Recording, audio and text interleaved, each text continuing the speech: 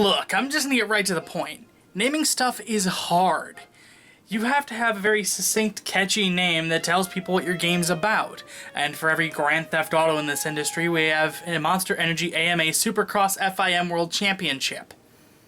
It's a tough business. So, you've made a game. But what do you call it? This is a surprisingly more difficult question than you could ever be ready for, honestly. A name has to do so much for a game. It has to be catchy, it has to be simple, it has to tell people about the game to some extent, it has to be unique, just, not too unique. Grand Theft Auto is honestly a perfect name for a game about crime, both petty and large scale. The one thing everyone knows about GTA, even without playing the games, is that players steal cars and cause mayhem in them. And it's a name that's helped the series reach mass appeal and sell over 100 million units over the course of its life. This approach, naming your game after a core part of the game, is often one of the most simple ones, but one of the most beneficial in terms of discoverability and approachability. Minecraft is another trailblazer in terms of sales, and the game's two corest of core mechanics are right there in the name. You mine, and you craft.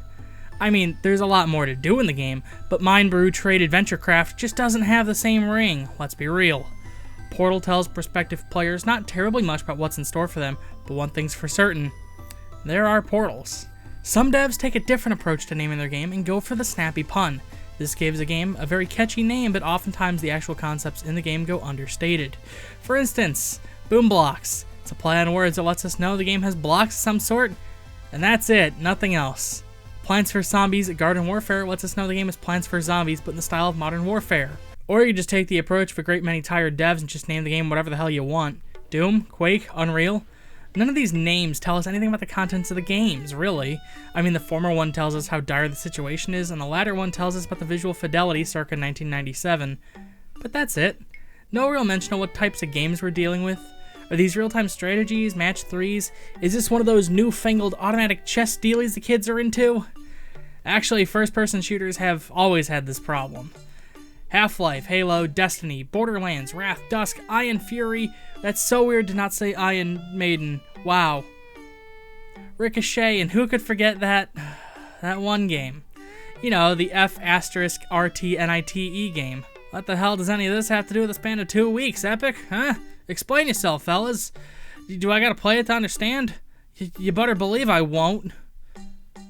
One of my favorite tropes in naming a game is to give it a name you'll name drop dozens of times in the game's script. Portal, of course, does it, but also Mother Gunship, Raid, Payday, Baba Is You. Balloons is also in there, but only kind of. I love this trope so much because it's like, is the game named for this common recurring element, or did the name come first and they made a whole game mechanic out of it? Actually, backing up to whatever the hell quality one-word names, we've got an entire genre of games where the name is just a whole slew of random words for your amusement. Consider, if you will, Hot Dogs, Horseshoes, and Hand Grenades VR. Technically, all of these elements are in there, but this is a realistic VR gun range toy with some arcadey modes.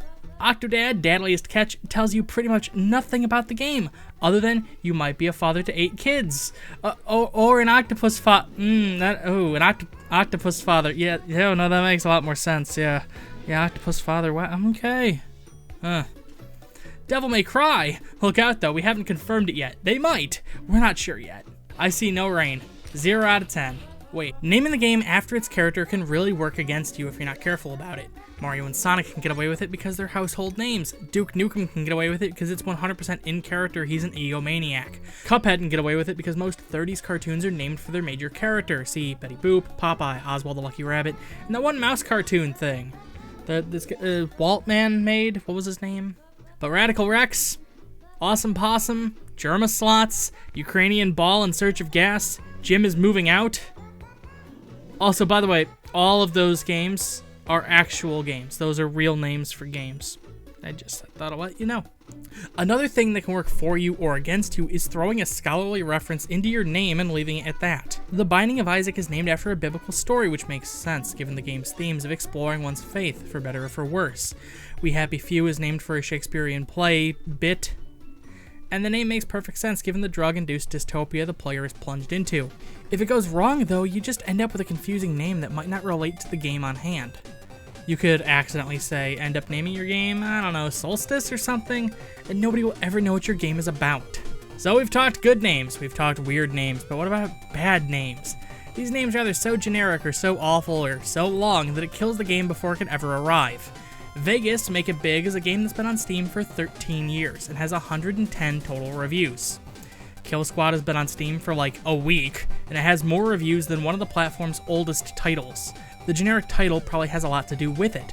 Vegas Make It Big is a simulator. You assemble a casino, load it with machines and tables to make revenue, and your success depends on balancing the money you make with the winnings your customers have, to ensure they feel satisfied with their win chances while also making sure you're profitable.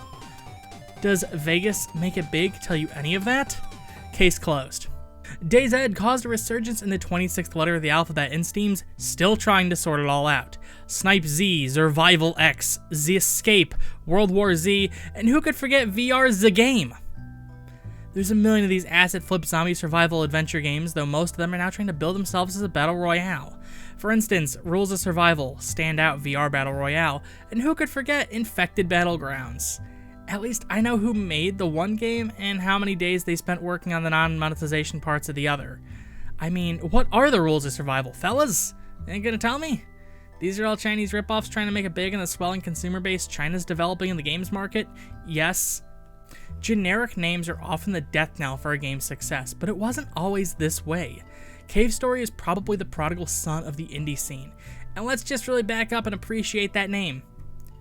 Literally anything could be a cave story. N is a game that only needed one letter, and each new sequel just adds a plus to the name.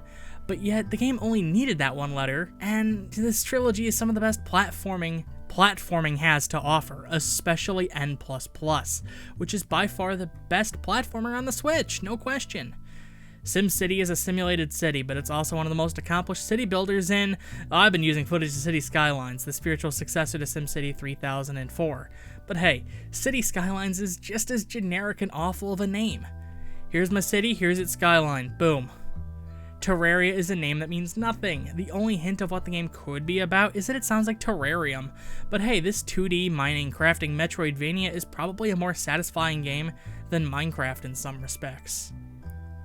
Ah, simulators. Everything's a simulator. Farming simulator, city bus simulator, surgeon simulator, goat simulator, PC building simulator. All of these are actual games and their quality varies wildly despite shockingly similar branding, typography, and presentation. How do you know which one is good and which one is bad? You don't.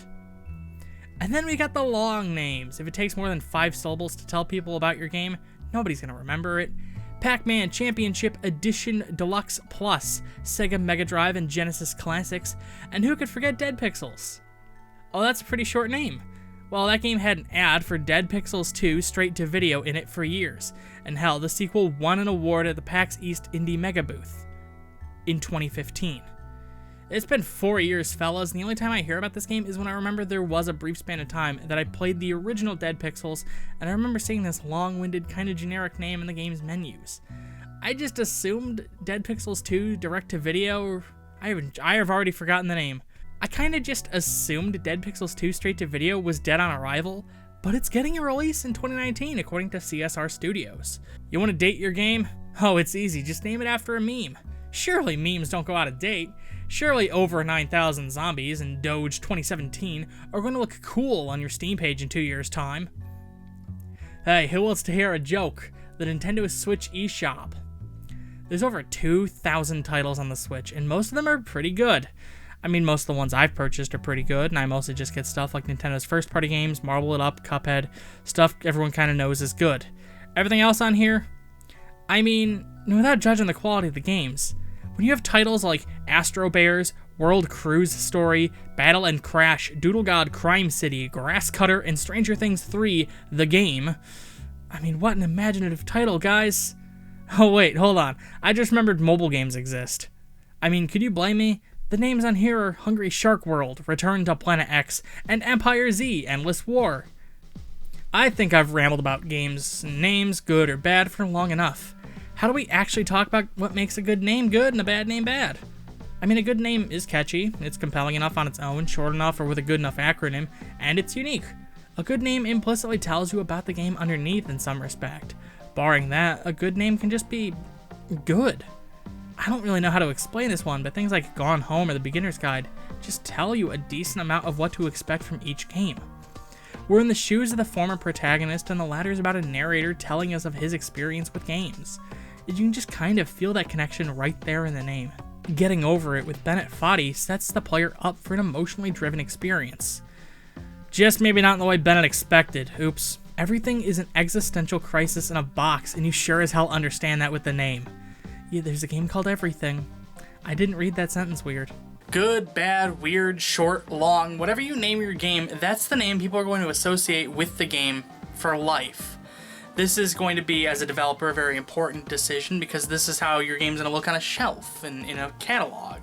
And as a player, it means a whole lot because that hook has to catch you so you can spend your money. I mean, who's going to buy a game called Hotline Miami 2 Wrong Number? It's not for me, it's trying to call somebody else. I don't want that Jesus. If you like this video and you'd like to see more, I'd recommend subscribing. Patreon and social media links are in the description.